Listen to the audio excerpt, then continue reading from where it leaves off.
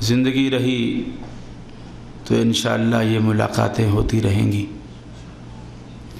اللہ رب العالمین آپ کا آنا، آپ کا بیٹھنا اور اس محبت کا اظہار کرنا قبول و مقبول فرمائے، جو میرے لیے انتہائی فخر اور اعزاز کی بات ہے۔ اس عنوان پر بے شمار علماء کرام آپ سن چکے ہیں، کیونکہ یہ عنوان خطبات کا موضوع بھی رہا ہے، موسم بھی تھا، سیزن بھی تھا، تقاضا بھی تھا، اور ایسا کرنا بھی چاہیے تھا۔ اور میں سعودی گورنمنٹ کو بھی مبارکباد پیش کرتا ہوں کہ اس ضمن میں سب سے پہلے سفارتی بائیکاٹ کا اعلان اس گورنمنٹ نے کیا، اور ڈنمارک کی مصنوعات کا بائیکاٹ کا اعلان بھی سب سے پہلے اسی گورنمنٹ نے کیا، جو قابل تقلید بات ہے۔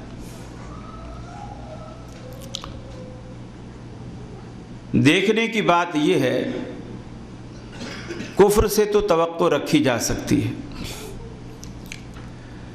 رسول اللہ صلی اللہ علیہ وسلم کی شان میں گستاخی کی بھی، کفر کی بھی، توہین کی بھی، لیکن مسلمانوں سے تو اس کی توقع نہیں کی جا سکتی۔ مجھے 1 گھنٹے کا وقت ملا ہے، میں کوشش کروں گا کہ اپنی گزارشات اسی وقت میں سمیٹ لوں اور آپ سے مزید اضافی وقت نہ لوں، تاکہ آپ کو زحمت نہ ہو۔ کافی دور جگہ ہے یہ آپ کے گھروں سے اور آپ کے علاقے سے۔ اس کو کئی حصوں میں تقسیم کریں کہ انشاءاللہ بات کھل کر سامنے آئے گی۔ پہلی بات یہ کہ رسول اللہ صلی اللہ علیہ وسلم کی حرمت کا تقاضا کیا ہے۔ دوسری بات یہ کہ رسول اللہ صلی اللہ علیہ وسلم کی شان میں جو گستاخیاں ہوئی ہیں، ہو رہی ہیں، یا لوگ آگے بھی جرأت کریں گے، اس کی شکلیں کیا ہیں۔ تیسری، اس کا تدارک کیا ہونا چاہیے، ان کو روکا کیسے جائے، ان کو سنبھالا کیسے جائے۔ بحیثیت ایک مسلمان کے ہمارا کیا فرض بنتا ہے۔ میں کوشش کروں گا کہ یہ ساری باتیں اسی گفتگو میں سمیٹ لوں۔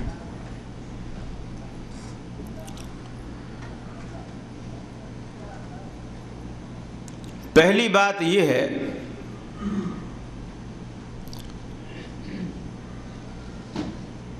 جن عاقبت نا اندیشوں نے اخبارات میں وہ توہین آمیز کارٹونز وغیرہ چھاپے، ان کی جس قدر مذمت کی جائے کم ہے، لیکن کام مذمتوں سے نہیں چلتا۔ کہتے ہیں کہ لاتوں کے بھوت باتوں سے نہیں مانتے۔ خالی مذمت کوئی معنی نہیں رکھتی۔ اس سے پہلے بھی جب سے رحمت عالم صلی اللہ علیہ وسلم نے اعلان نبوت فرمایا، تب سے دشمنان اسلام اس کوشش میں ہیں، اس کاوش میں ہیں کہ کسی نہ کسی طرح اسلام کی ترقی کو روکا جا سکے، اسلام کے عروج کو زوال میں بدلا جا سکے۔ لیکن یہ تو وہ چراغ ہے جسے اللہ نے روشن کیا ہے، یہ کفر کی پھونکوں سے بجھنے والا نہیں۔ رب رکھے تو کون چکھے۔ رحمت عالم صلی اللہ علیہ وسلم کی شان مبارک دنیا کی ودیعت کردہ نہیں ہے، اللہ کی عطا کردہ ہے، اور جس دستار فضیلت کو اللہ نے رحمت عالم صلی اللہ علیہ وسلم کے سر مبارک پر سجایا ہے، اسے دنیا کی کوئی طاقت اتار نہیں سکتی۔ اور جب سے الحمدللہ اہل حق باطل قوتوں کا مقابلہ کرتے چلے آ رہے ہیں اور حق کا دفاع کرتے چلے آ رہے ہیں،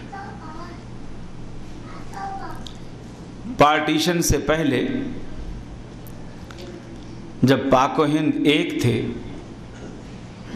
یہ فتنہ اٹھا، انڈیا کے ایک ہندو نے، گوپال نامی شخص نے ایک کتاب لکھی رنگیلا رسول کے نام سے۔ یہ رسول اللہ صلی اللہ علیہ وسلم کی شان میں گستاخی کا ایک قدم تھا۔ اس وقت مناظر اسلام شیخ الاسلام مولانا ثناء اللہ امرتسری رحمہ اللہ، انہوں نے منہ توڑ جواب دیتے ہوئے کتاب لکھی مقدس رسول کے نام سے۔ اسی دور میں سید عطا اللہ شاہ بخاری رحمہ اللہ جماعت احرار کے بانی تھے، انہوں نے ایک جلسے میں واعظ کیا۔ یہ بات میں اس لیے سنا رہا ہوں کہ جب سے یہ سلسلہ ہوا، بہت سارے لوگ ہم سے پوچھتے ہیں کہ جی ہمیں کیا کرنا چاہیے، آیا ہمیں وہاں جا کر ایسا کر دینا چاہیے، اس کو مار دینا چاہیے، اس کو یوں کر دینا چاہیے؟ میں کہتا ہوں کہ کام کرنے والے پوچھا نہیں کرتے، پہلے کرتے ہیں پھر پوچھتے ہیں کہ یہ مجھے کرنا چاہیے تھا یا نہیں کرنا چاہیے تھا۔ سید عطا اللہ شاہ بخاری نے ایک درس دیا، درس میں کہا کہ ایک ہندو نے میرے پیغمبر کی شان میں گستاخی کی ہے، کون ہے جو اسے اس گستاخی کا مزہ چکھائے؟ ایک مجمع تھا، جیسے آپ بیٹھے ہیں، بات ہوئی، ہو گئی۔ صبح یہ خبر بڑی جلی سرخیوں کے ساتھ اخباروں میں چھپی، غازی علم الدین شہید کے بارے میں۔